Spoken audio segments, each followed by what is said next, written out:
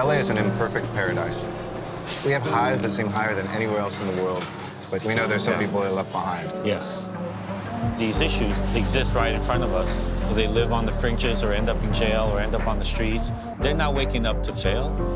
How do you create a community that believes that everybody belongs and is willing to infuse hope for whom hope is foreign? It's got to go so deep to where a pizza shop has to pull these kids out.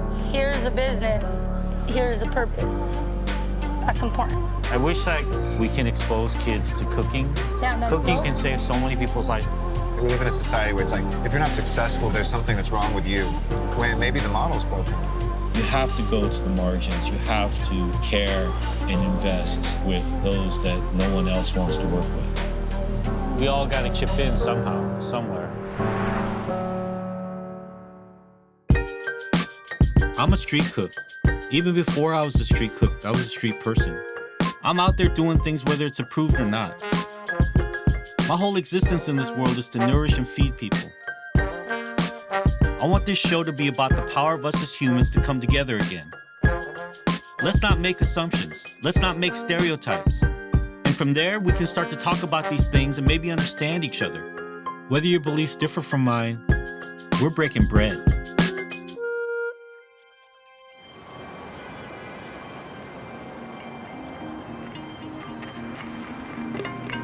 There are so many broken people on the streets of my city. People who've lost hope, who don't have anyone to believe in, and who think there's no path forward. I know them because I was one of them. Food doesn't just nourish us when we're hungry. It can be a catalyst for change.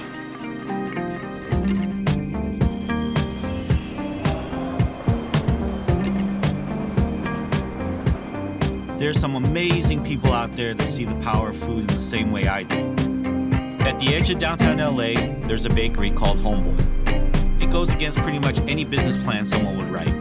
Take formerly incarcerated men and women from rival gangs and give them jobs in an industry where they have no training or skill. But year after year, Homeboy continues to grow. And after 3 decades, it keeps getting stronger. All right. Good morning, everybody. Good morning. There you are. Miss Lizette, can you give us our mission statement? Por favor. Where you at? Bam. Mission statement.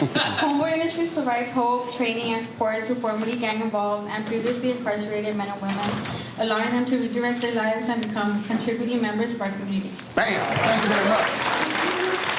What Homeboy is all about is really it's about love. We specifically look to help gang members coming out of the gang life, coming out of prison, really just stop the generations of gangs in their families and move on to careers and have a great life. Do we have any announcements from the floor? Shoot it. There are only 2 days in the year that nothing can be done. One is called yesterday, the other is called tomorrow. So today is the right day to love, do, believe, and mostly live. So let's do that today. All right.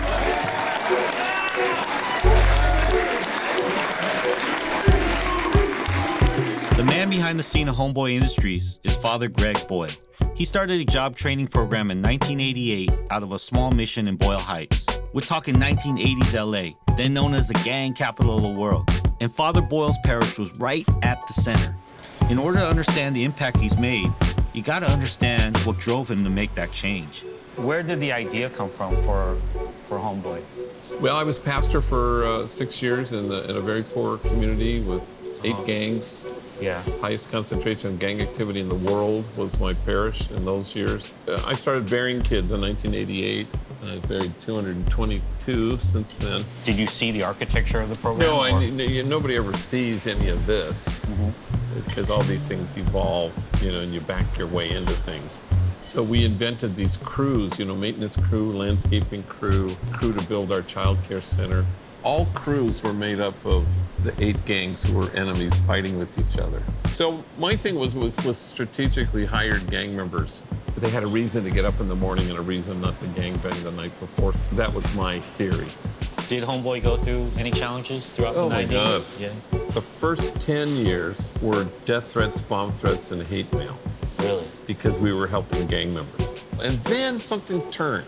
People stopped wanting to be tough on crime, and they thought, oh, how about smart on crime? Then they saw this place as smart on crime. Yeah. This is creating, you know, the world that we ought to have, where enemies who used to shoot at each other make croissants back there, side by side. Right here, this is a place that give me the opportunity to learn a lot of stuff. It helped me change my life. You know, being more responsible man from family. I can do cookies, cakes. That's why my son is happy when I make cookies at home. I've been here going on 3 weeks now. This place keeps me busy than the streets, you know? Because I have a 10-year-old and an 8-year-old. And I want to raise them better than the way I was. So I'm trying my best to get myself together. I'll get there. This program taught me how to be responsible, to be punctual. Everyone's a big family right here. I want to go back to school. I want to study fire tech. I want to be a firefighter. This place is about inclusion. You know, inclusion, nonviolence, unconditional loving kindness, and compassionate acceptance. If you were to say, so what's the dominant political stance at the moment? Well, it's the opposite of that. It's exclusion, violence, conditions on our love, and wholesale rejection of people. Yes. Homegirl Cafe is one of Homeboy Industries' 6 enterprises. Its goal is to create a safe space for women, both in front and behind the counter. One side salad, 1 potato. You could just send that out. Thank you. They're all victims of domestic violence, gang violence, and incarceration. The cafe offers them a place to start a new life. I wanted something different. I'm tired of the same results. That gives you second chances, you know? Because people like us, it's hard for us to go to other places. They look at us and they don't want to have nothing to do with us. They were felony friendly. They don't want the tattoos. They don't want to see all that, you know? And this place opens their doors to us and welcomes us in like with open arms. It's like no other place. This is like my second home. If you're hard-headed, belligerent, a pain in the ass, we're going to hire you. Because that's who we want. That's my hiring policy, too. My applications are name and phone number. That's it. Aren't chefs all like that? Yes, we're all like that. Because we were that That's right. Once. So that's the notion. Otherwise, if you cherry pick, then, you know, you're not really at the margins. You're not really standing with people who no one else will give an opportunity to.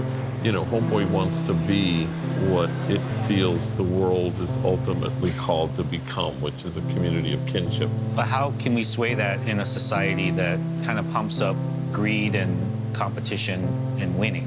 Can love supersede that? Yeah, I don't think some people think it's too simple.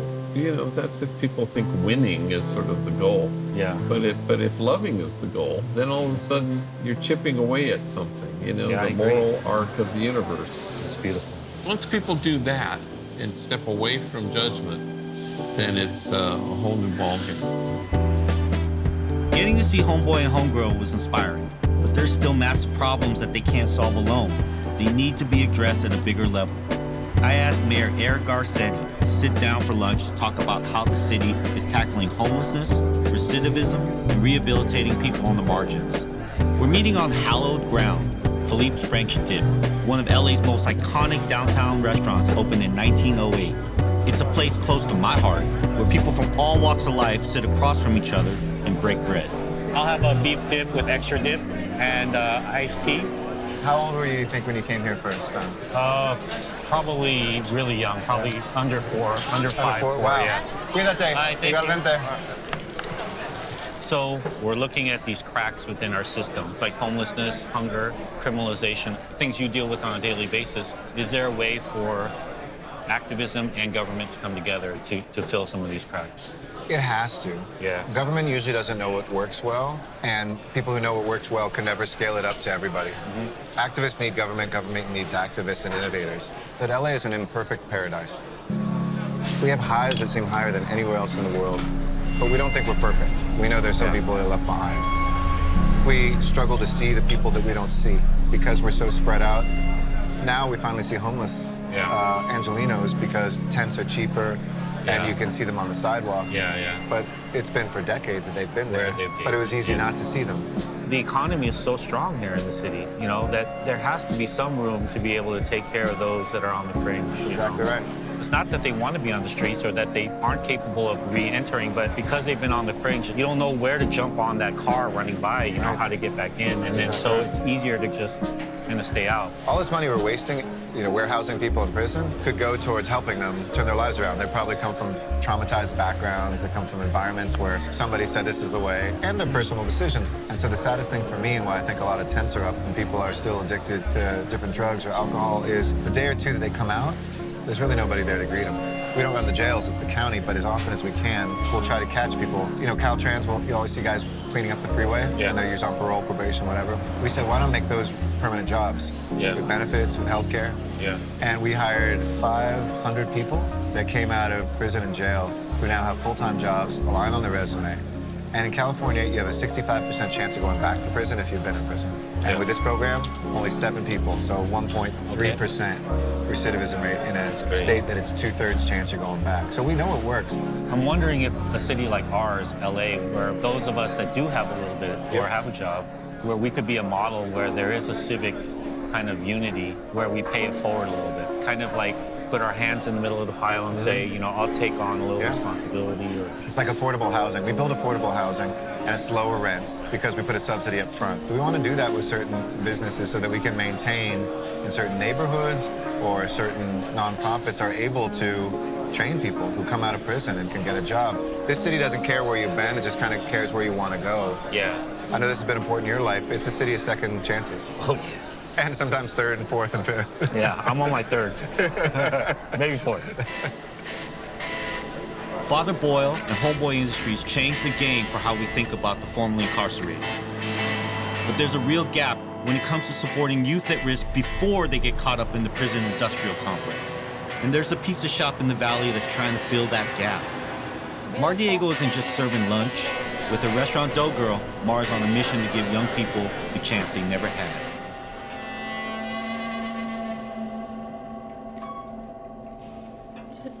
Yesterday, you know, I get a call that, you know, one of my kids is inside Dough Girl with an open beverage. He kind of had like a breakdown. I think he got something that slit his wrist. I'm not sure, but we're gonna check.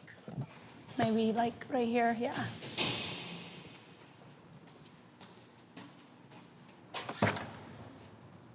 Morning, sunshine.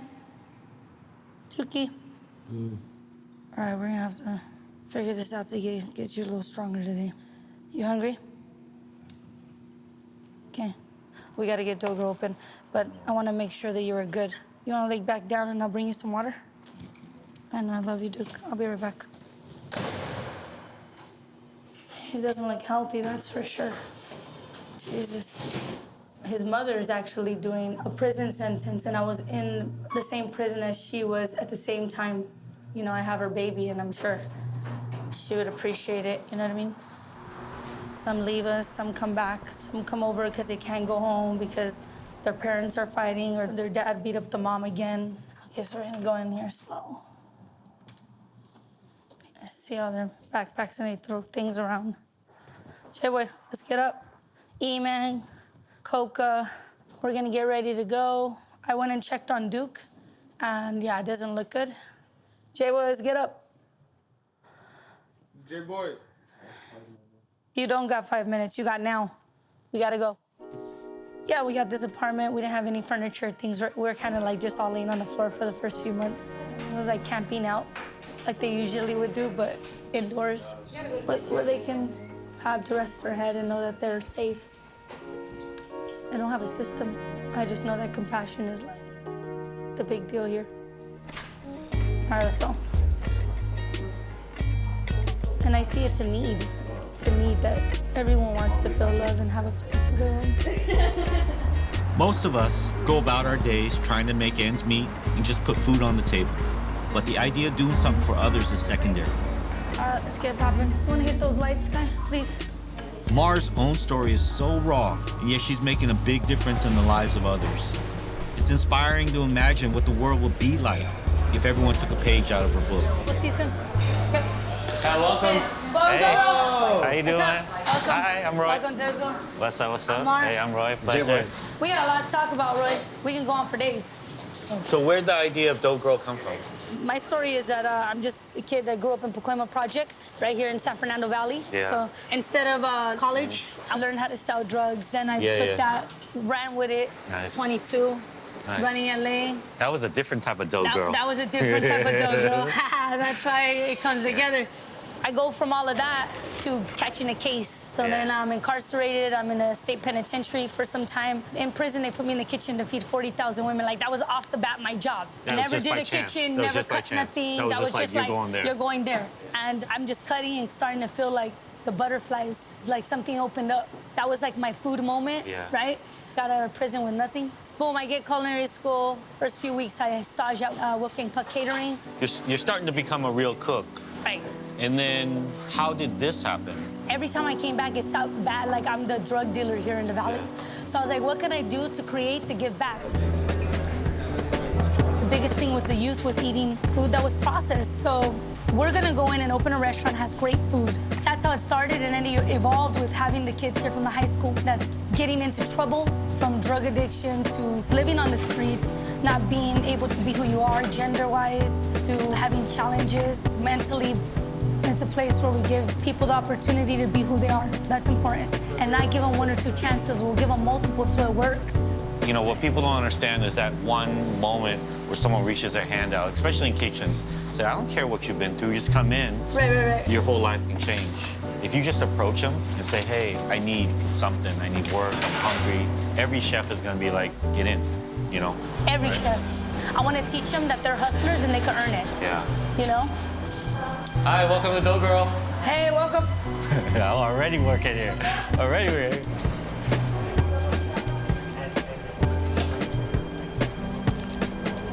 You're running a business, you want to hire people that are, I guess, responsible, right? Like, run your thing. Yeah. But then you decide to go a different way and hire from the kids right in front of you. It all happened with J-Boy.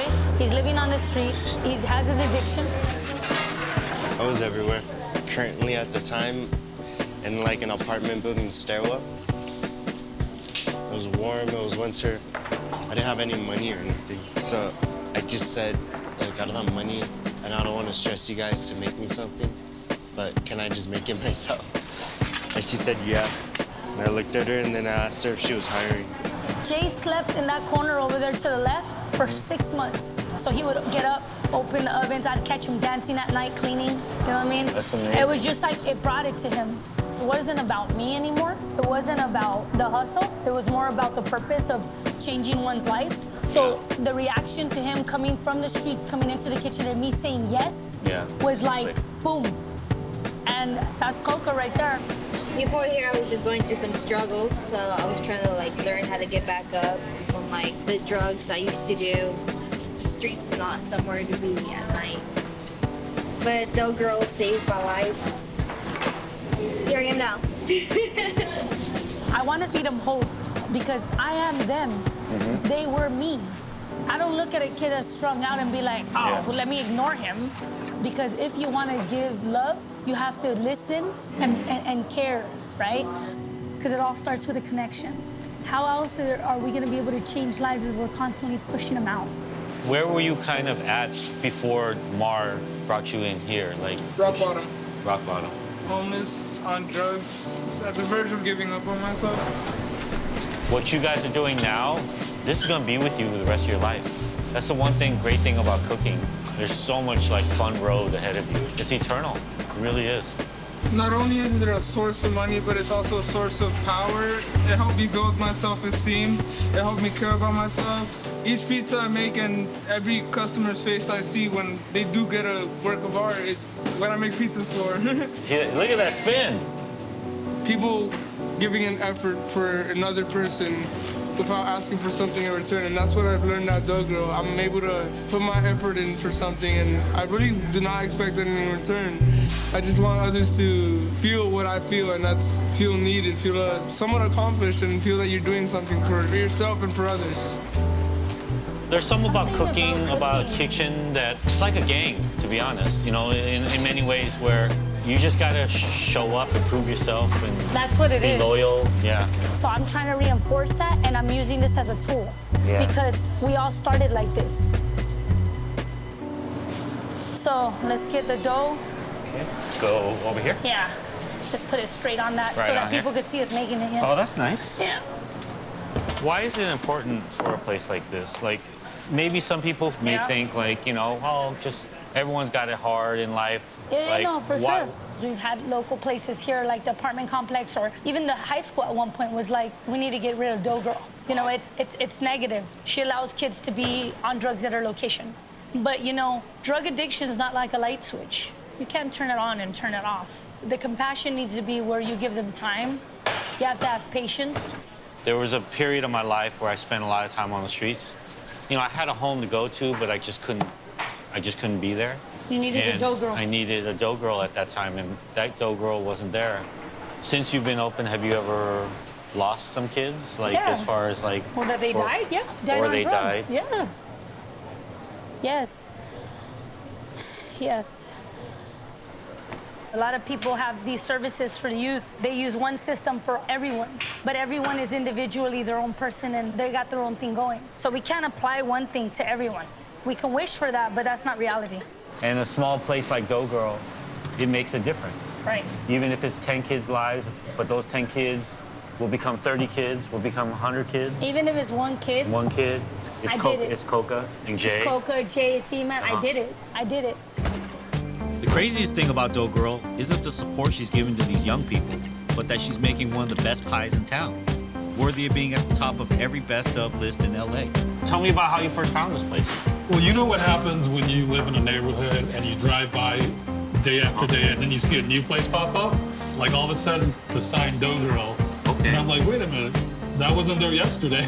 Okay. And I came in and I looked on the wall, I saw the menu and I'm like, animal style? Like fries on a pie, lobster, you know, like lobster bisque on a pizza, like in this neighborhood? So I knew something was different with this little hole-in-the-wall pizza spot, and I had to investigate.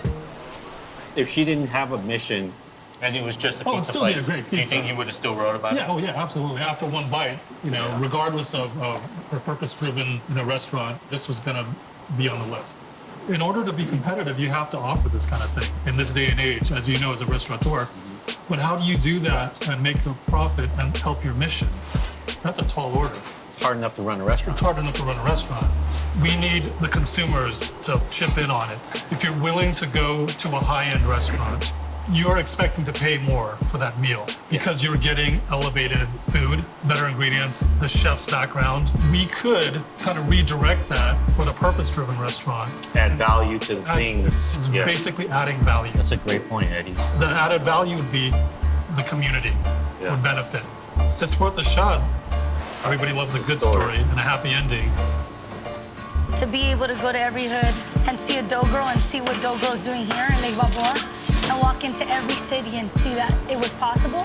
If I'm profitable and my purpose is here, why aren't they taking that approach? They have to have compassion. Things need to change. Every kid that walks in here always leaves with a great outlook and they're backed by me and I'm not gonna lose. Do you know what I mean? I will not lose. Dough Girl Pizza, how can I help you? It's not like she's doing this to get a kid from a C to an A, you know? Like she's having to dig all the way deep and literally get them from not killing themselves. Now, when I say it like that, doesn't that put things in context? Like we have a problem?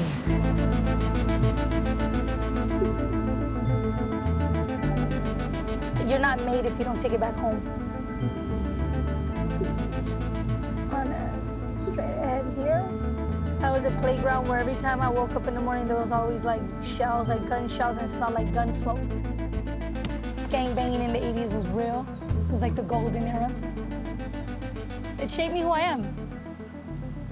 This is known as the San Fernando Gardens, and it's also known as Pacoima Projects, and this is where I grew up. There's a little Mar in here somewhere, guys. There's a little Dough Girl.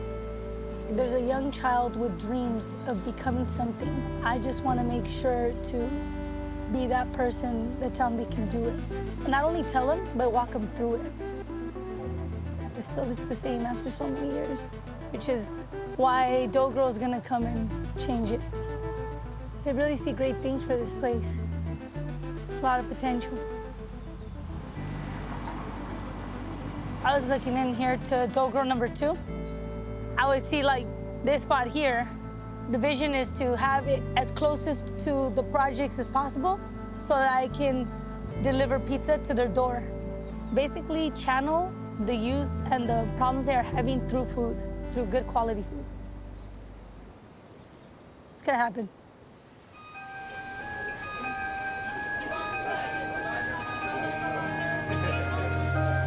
This place should be packed out the door, lying around the corner. She should be so busy that she can't stop because that, in turn, is helping people. And then that story is reinforced in other people saying, you know what? Social good does good. It is good. And it's good for everyone. It's also good for my pocketbook as well as an investor. And that continues on because of the story. All right, let's see. Okay, you want one of these? Which one? I want more. That's perfect. Look at that fresh moss right there. Woo! If we add value to rare ingredients, we should add value to rare people as well.